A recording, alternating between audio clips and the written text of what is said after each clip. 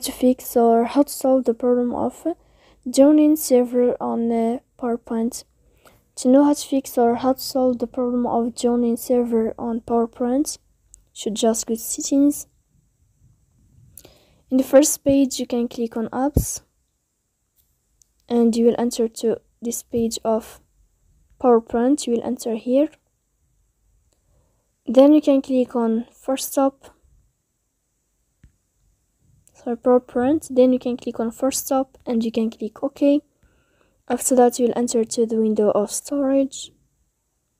Here you can click clear cache. Don't click clear detail because that can delete your account.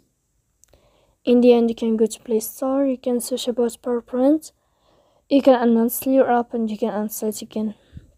So please don't forget to support us by like and subscribe. See you next time in another video, and thank you for your attention.